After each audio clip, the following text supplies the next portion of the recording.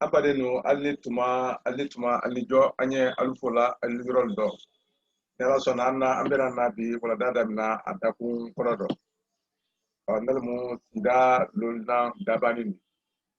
obi kuma de le hala nyanamalu mantayado kuma de toya nyanamalu mantayado yalo le hala o gola ka ko al hal arabukano fayda arabukano tiene ni amulori ka bonkoro koni anya folanko kuma de toya nyanamalu mantayado Mwaya ko be la latin.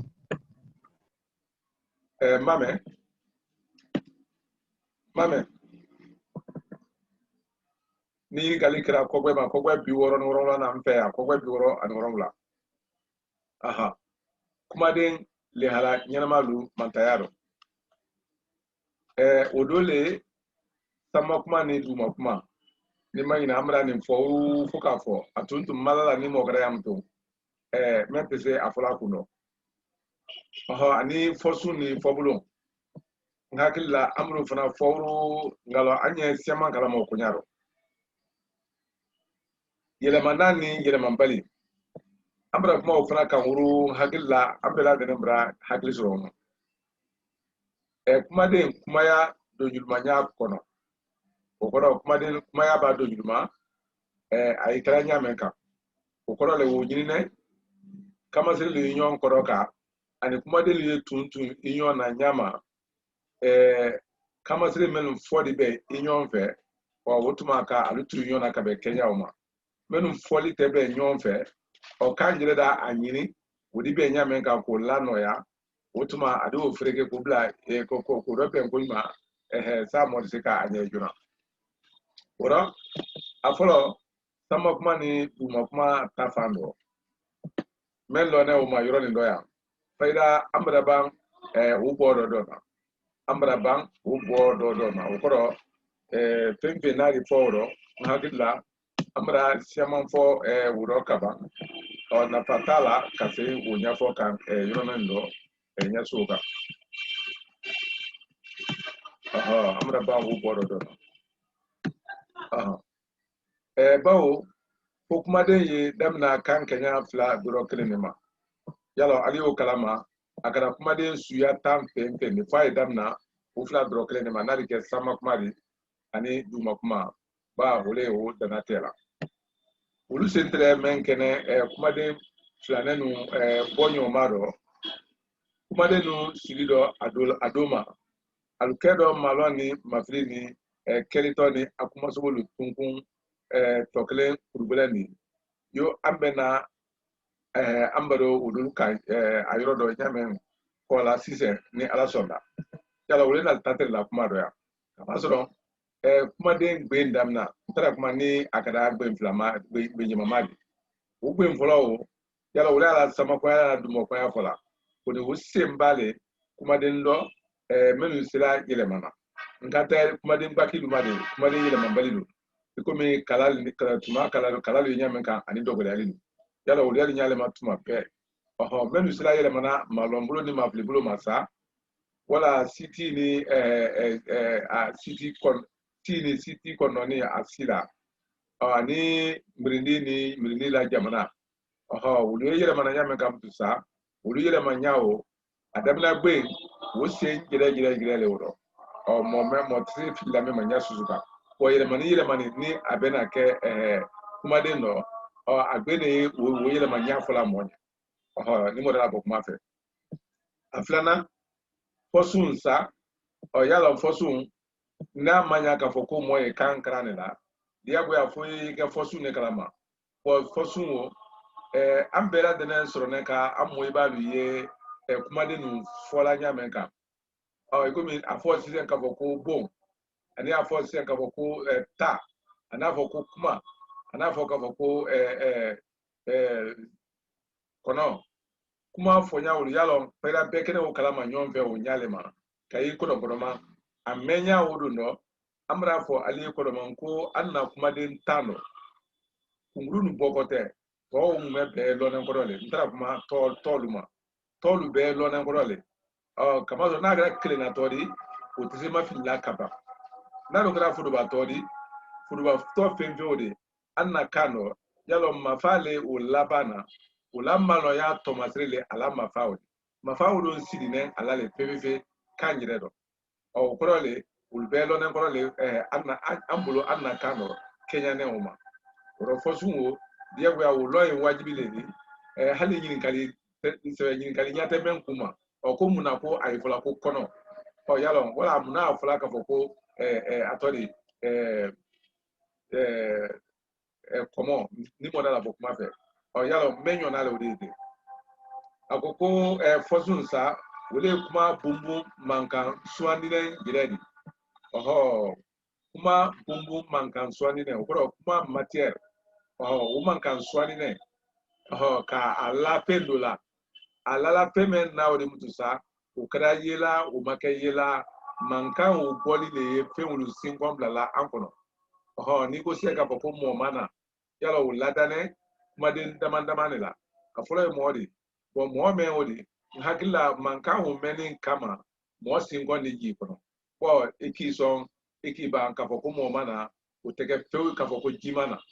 aha oro to memba bla yoro na oro de mana ilala ole kan ado hakila nyaye tabe uma bo ma fana ye ata kodoma na tene na men fana a labana ko mo mana na o fana ya ta kodoma na tene oho bawo mo so be zi na la na yoro ro men zi na la yoro ro ko mi mo ma bo mo ma tene mo ma do mo ma sene oni anyondo ni modi alabo kuma fe bo me mo ya be do ko be jonna late mame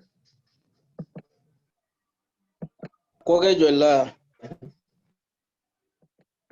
aha kogbe biworo ani wolonvla wole nefea kogbe biworo ni wolonvla wole nefea aha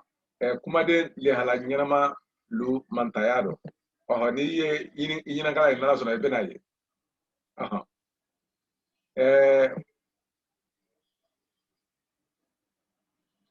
akoko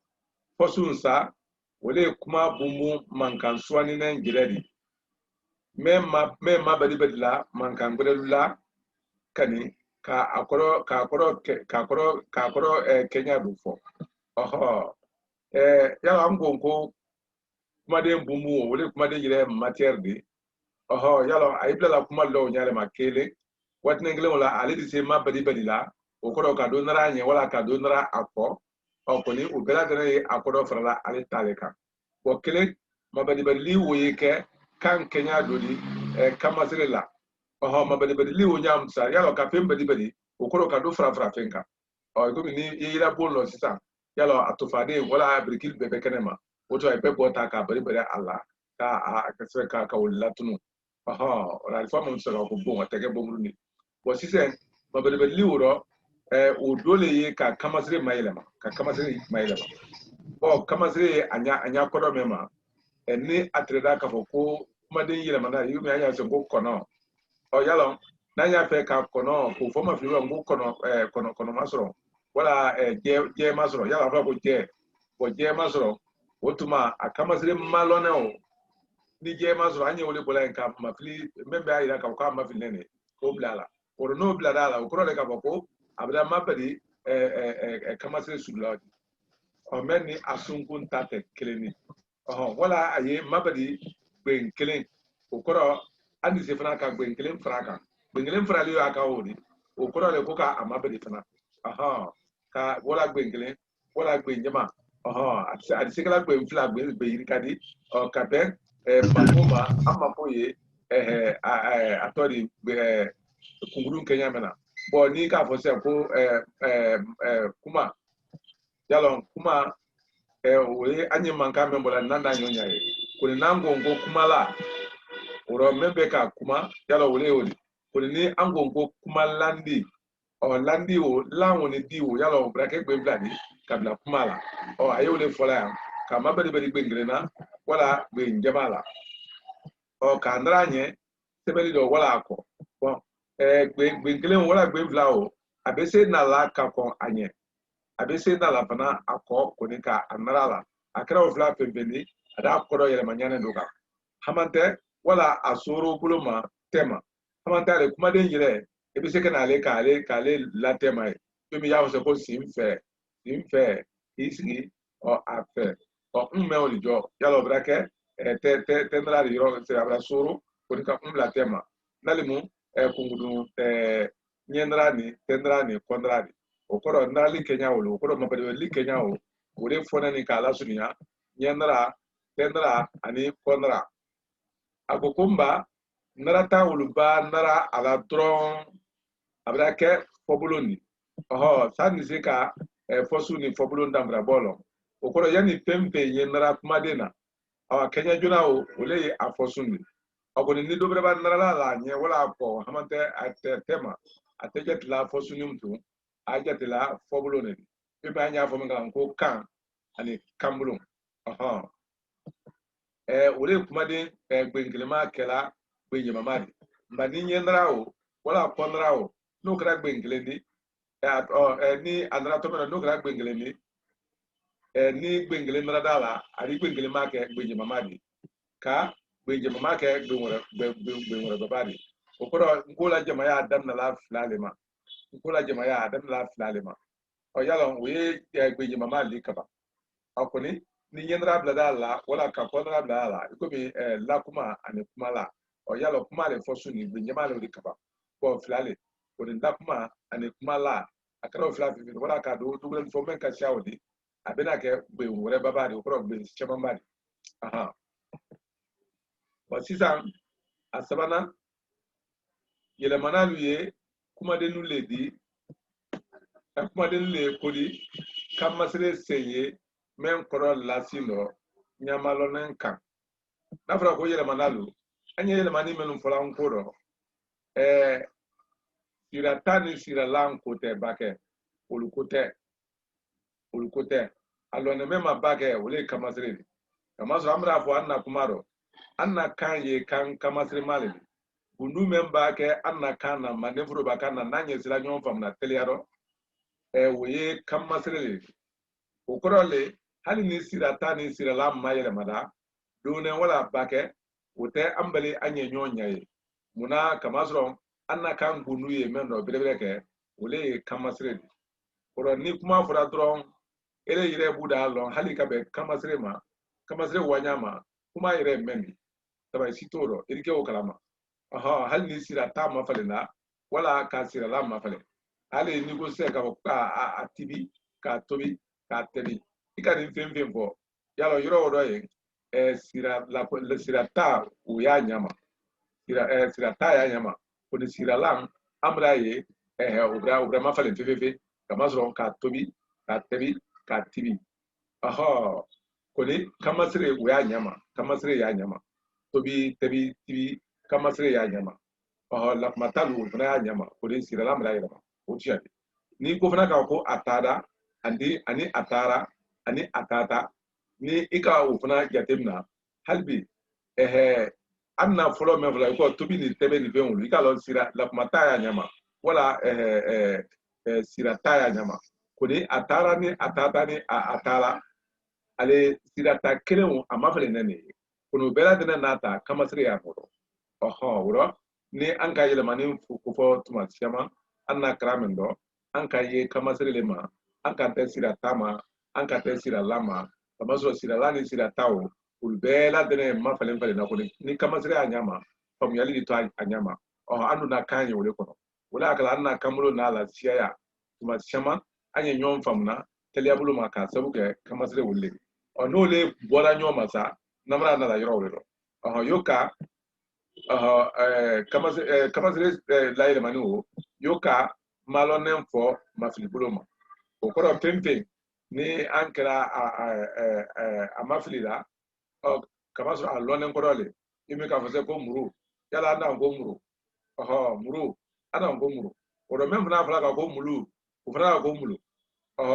mɛ fana ko kuru o da ko kuru mɛ ko kulu o da ko kulu ka taa yama ka kɛlitɔ fɔ kumasogo bolo ma sisan fana kɛlitɔ yala lɔnɛ ko fana labanna maf'ale ma kɔni n'a labarada a de kɛ kumasogo de wole k'a fɔ wole sidi kɛra sidi de wala ka siri kɛ siri de wala wole basigala basiki katao nyama oro kama sira nyama hani sira sira la ni sira talwa olu kunke kama sira mapalendi kunuta nyaidali nyama jom o kama sira kununa kama sira wole lala ko le dronye bo wole dronye le mani de kumatien ko le dolu le mani te kumatien la de oho ayo anka kaye apiopio nyama nyame yo anka kaye apiopio nyama nyame okoro yo anka kaye anyajire jire ma nyame o hanya sene mama una kamasro ya nyomfamu ye wole kono ma ni nyomfamu be nkaba okoro anisa afra nyonye ahali ni sikate men ne kono no fuye men re fana kono edisika o fonne re yi fasai kamasro na lazona odi kebulu ma de ora garanti ka foko family be mba kuma de menu alunyama lele bero kadau okoro kuma de mele alunyama tebe aluchoya bero okoro alu le hala bera denendo wole yele mambali an kuma nan ko kamazire ima fale na men do de ka alu le hala yele ma okoni ni men kamazire ya nyama tuma be o wole jete na lam tusa ikomi yele mambali nkoro yala amra sira tani sira lampo wala yele manin ko tadi an kai kamar sai talima fra kuma ya atane men kuma ya atane men dona kuma din dosa yalon ni an gara kuma din shema ba tuna nyona ko kuma ya we atane men dona we ata fitini men dona kuma kenya ro wole alajron kenya di okoro wole ka adado folinya ko lano ya wala akoni kala nya susuma moli pena o fonya lano ya ne ma kidini otuma finge ansito ole man ako le alajulom kenya di wole ka alajulom ko ima ka foko ima ka atunyona tisenza benjama kamasire okoro ka benjama semamba tunyona ka benjama semamba tunyona wole ko ri ka kuma do fo yalo amra temi akan lara ni ilama folo sidalu kono okoro ankaye atibna sida juna menu ka damla fa furubato benjamalu dante yoro ko benjama damna ye fla le di kayele benjama damna ye fla le di kayele nango ko benjama bo amra fo ganna jama ya o damna la fla le ma ni mo fla na ira ko alubrana akoni ni mo keme fla na da ira ko alubrana oro koni anye alufola mo fla ma kabanga alufo mo tama kabanga alufo mo temema okoro ko fla we jama di nyame kan kwa kile mna jama di onyare ba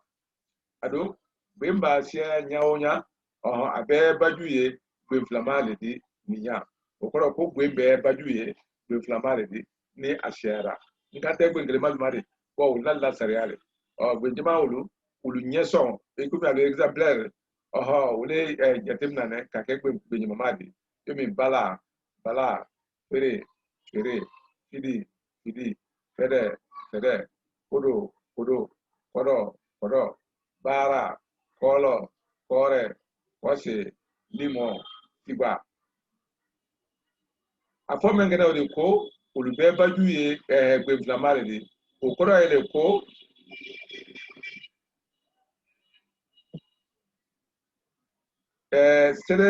sereya damna ye lale di nkoro sereya okoro ko siya nabra ko sereya okoro ka ko siya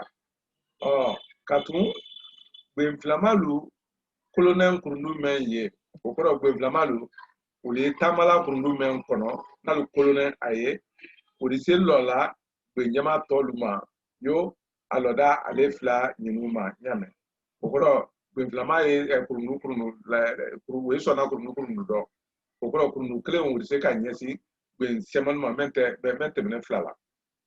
la crosse diploma kuma tre pour batol le kan yensa ka kabe alaban kamasre kuma menu laban ye kan mafadi kani koni anna kuma yuroni la nyini ye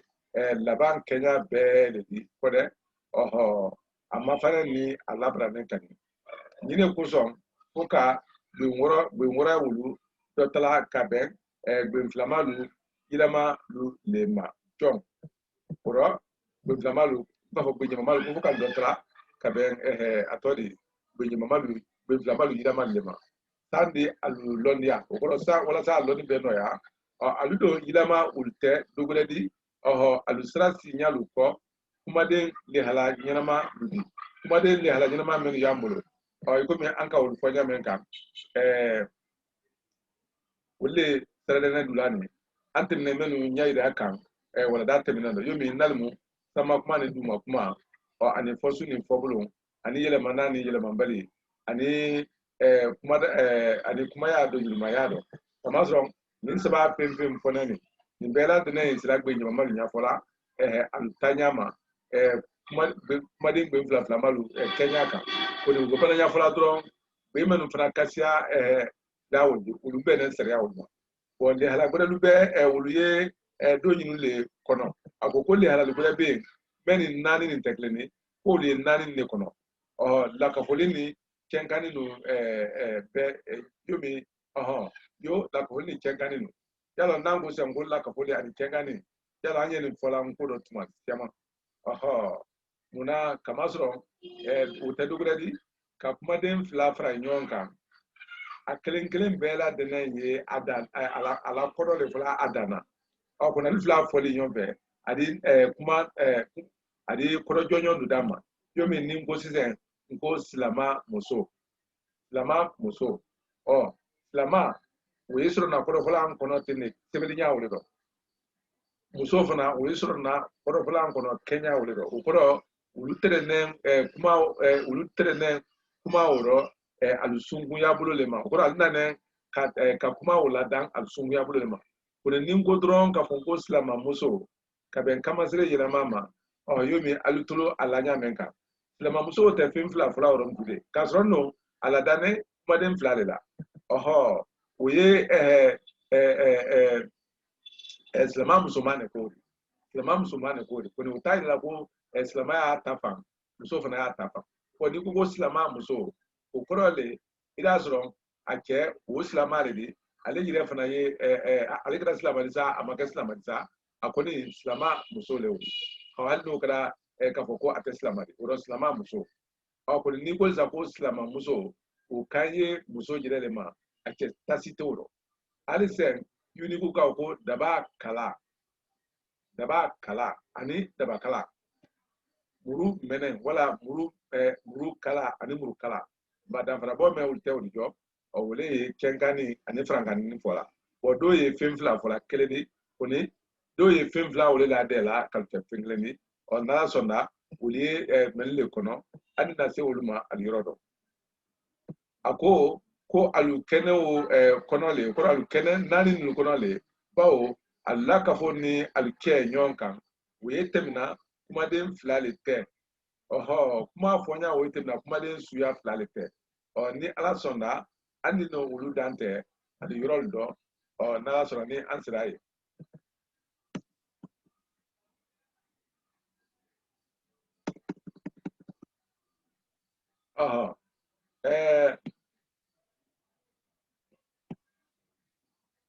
sama kuma ni duma kuma banya ayireke nyale do ni nyane no kan ako sama kuma ani duma kuma sama kuma ni duma kuma ye Kenya bambane flale di nko kuma den be damnala okoro akada tori akada mangutudi akada tonoro bladi akada kuma sumudi wala busula akada susudi abe sama kuma ni abe duma kuma yaro oro wuye ko bambane ni motiseme masola aldamnala wala altungun folo bo be kuma kele ko kuma den ye damna adoro kele ni ma tere dia bu yalori ube kuma den yeleman balidi wala yelemana okorole okora kuma den susudi akara yelemana make yelemana fo adamna yeke ni fla do kele ni atre da ko kuma den koni ye yeleman balidi ko koni ko na atre da ko kuma den ye yeleman balidi na treda ko kuma den ye yeleman balleri udamna kamasre te site agire kuma den bentolu foi kamasre ma okora ni kuma den gra yeleman balleri kafoko ale a nyale ma wati be yomi kalalu nyame ka o koro le ko kuma den su woliye menyo nale na fara ko menyo na yalo ni ko sise kafo kuna sini yala lone kafo ko tuma kalawulu ko lu be la de na ye kan atodi ma kala lu be la de na ye yele mamballe ko ni yele mamballe alone ko kuna sini ko sama kuma ladi ko na la sama kuma o tayele man sido na agbe akumaden to melo nya be to melo nya susuka muna kama so alu ye kumaden yele man balil de baki alu menyo na de e ba ye nya men ka da na ya ila tede tema ya ila tede labana ika kuna sini fo nya susuma kuna sini aha alu iba ho na ko sini ngende o fana tene kado aha kuni menu yele manasa wolle damna seye alu gbe ntoldo yomi anya fo sengo mahina wala anya fo sengo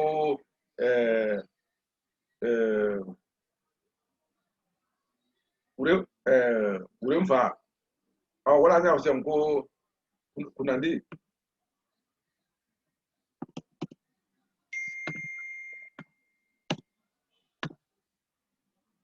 ni anko senga mongo ko kunandi aha kunandi kuma den soro na nesa kuni kamaji adamna la ya kuni ni angada mafilida iki song iki bang ko duma kuma le damna la ya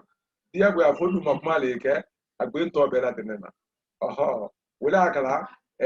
damna gbe wo seye atodi laba nu kamasre kuro yomi anya fose nko uremfa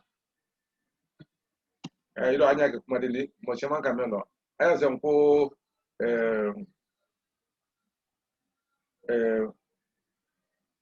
malobali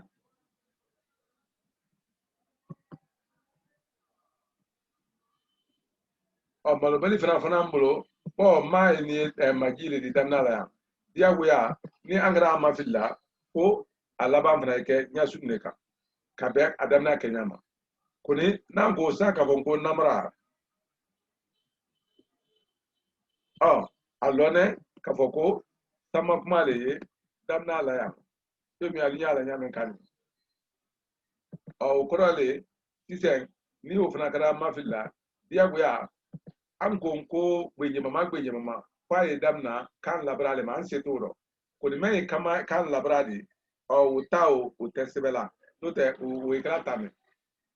uikratane kuna folade ora nakara mafilla ofuna labrao wole kakan ka la atobe kan ko kana se labana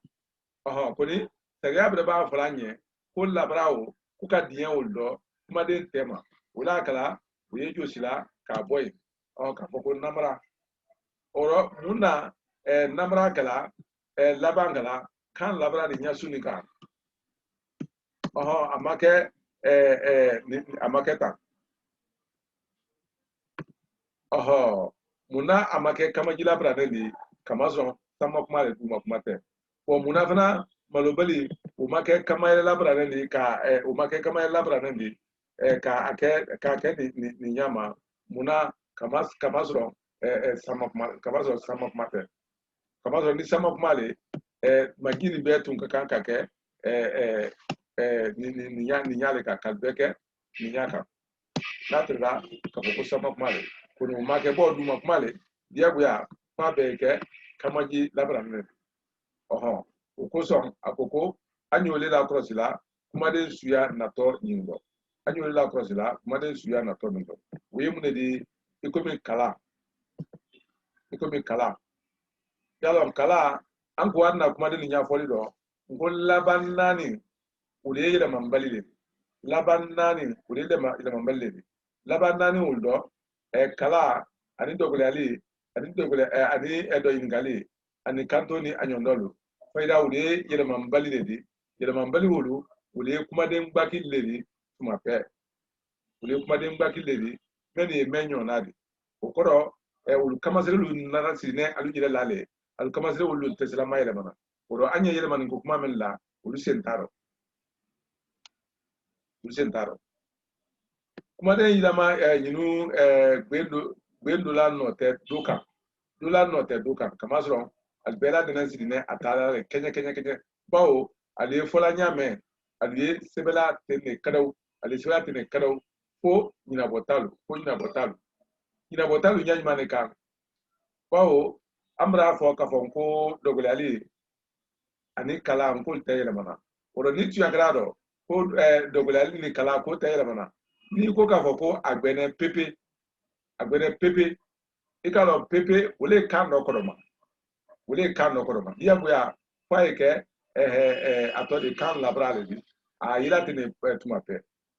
koni ander ne mena yele mani isla kan wole pepe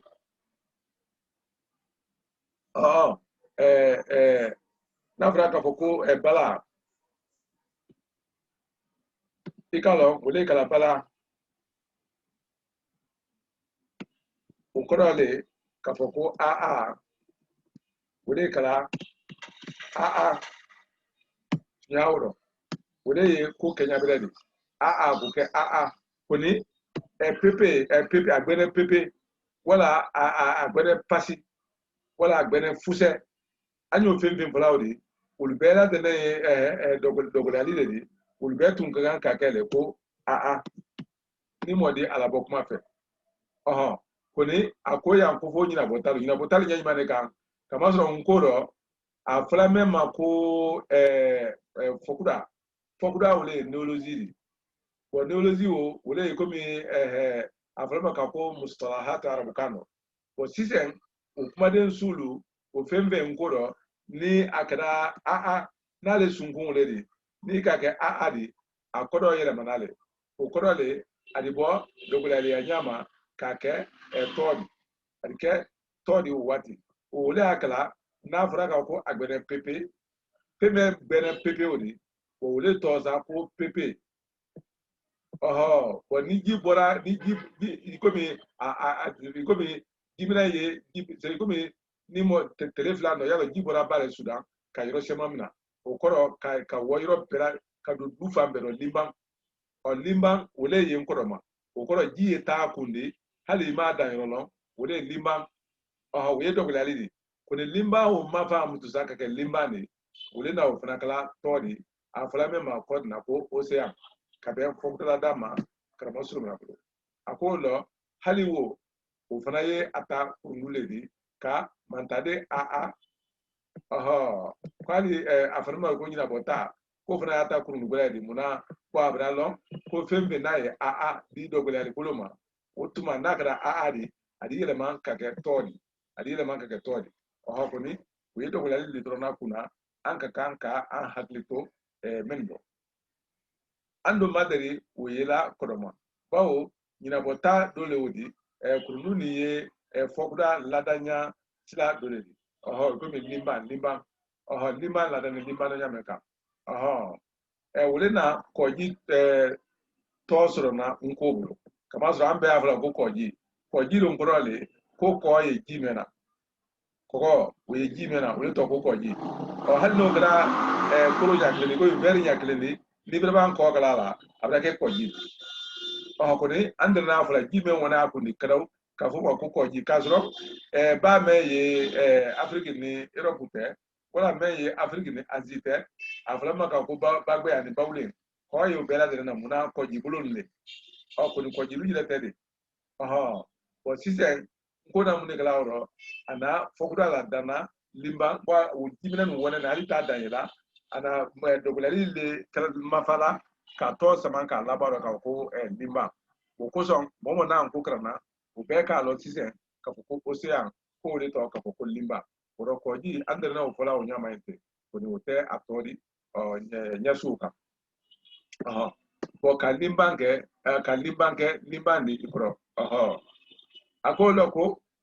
nka ni atreda ko kuma den yilama dole sa kuma den yilama ko kuma den menira na tra ko sudole yo furu bato andum do nyalon kaban ani mangutu amdul fra kenyalo ado nyondolo kuma den dike tunkun flama di wotuma o ko femba ke gbe jama di ko na yele mana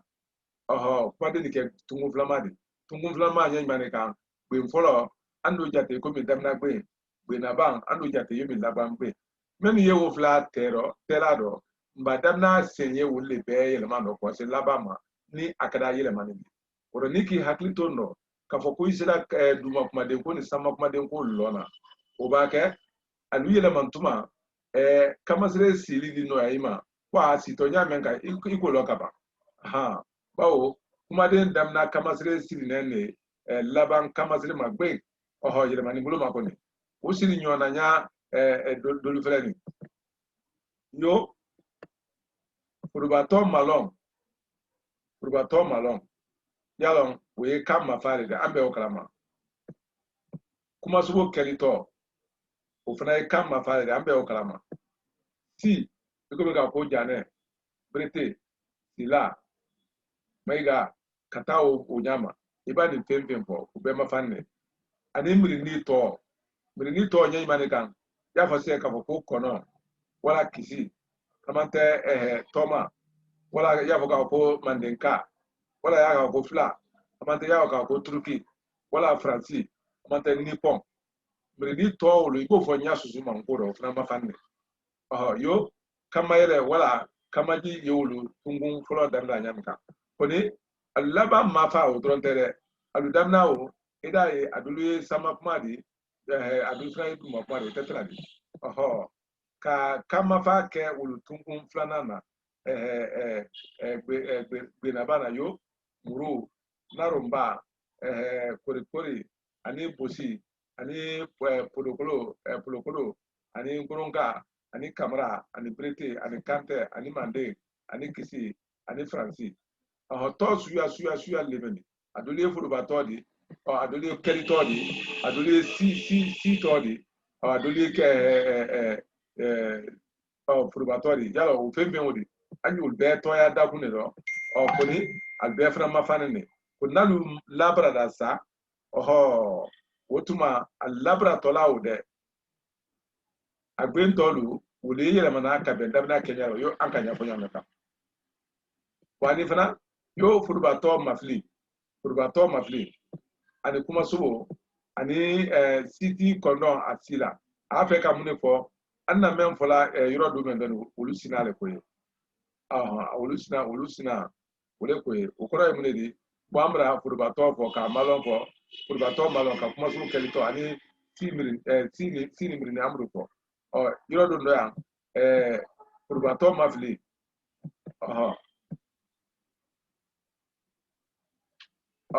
furubato mafli wole yoro do ndo ya ani kuma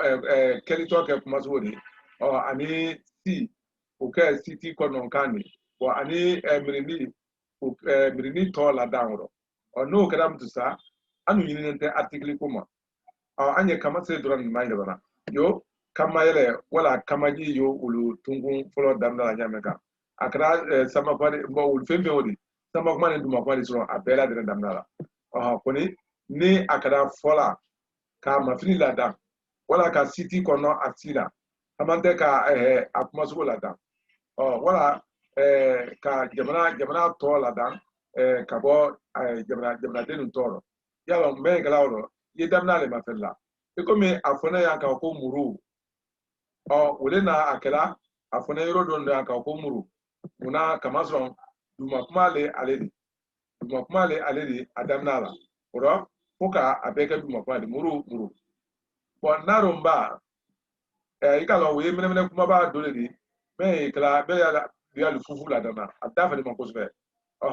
narumba yalo wo taye kamaile le di damna la ya abake mafila poka alabanke kamaile wo labra ne uleni ukoson romain temani ikomi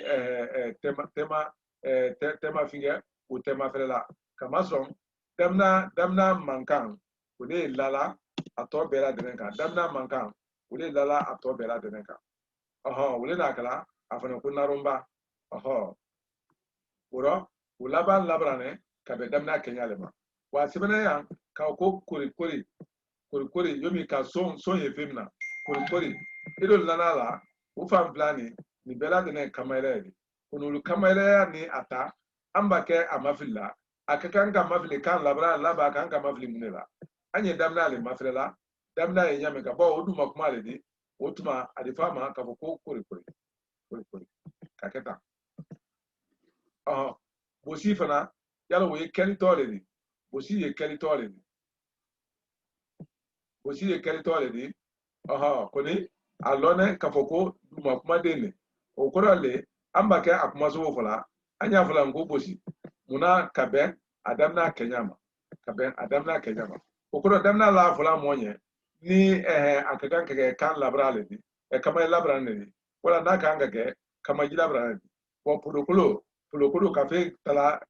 ka ikomi fe be amaka jere la diero bon si c'est comme du makuma le anda fongo protocolo otuma antagala protocolo po gurunka ikomi sama kuma le funa damna la halbi munu ande afoya ko gurunka oro ni mo kan na krosi aide na le ka ko shema noya po camera le mendi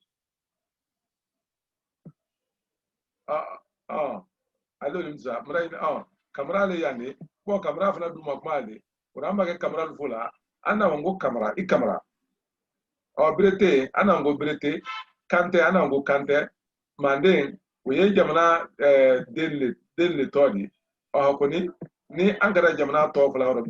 ana wango mande kisi ana wango kisi franci ana wango franci sosonya tenna kama soro anya fala tene fasai oro yelemani menodi ulu tem ko sebella kula danani de ko sebeli na ne wosu na kanole otuma kala krosi kra mosu na blo kalu sebe kalu bla pa tene ka ida ka na banza no ta te yomi alla dane oro ko anye ahakito yoro na nguliro oro ni amra se da kun roye nala so na doni we sungun kama sire ni blando le nala so na abena na o kesini anye bi tala lo laite ka na slake ni ala jema fokusbe otuma alijo ajan fula ini jokramo ya wa kulonje ini jokramo ko iklunje ba abeni jo ane ba yala ni galibe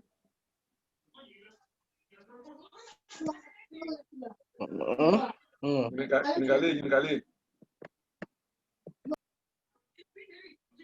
Yala in galibe.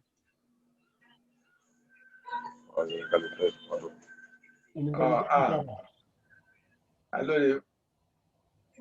ma ni in galite utuma anya bela de nan fula ro kode ni ala sona ni mamralla temi kramo almami ma utuma kala kunulige kabanka alaire anna telegram yoro ni ala sona utuma anya alfula kalkuluje kambe sinuro ali jo kulunje kramo ambe kuluje kulunje ambe kuluje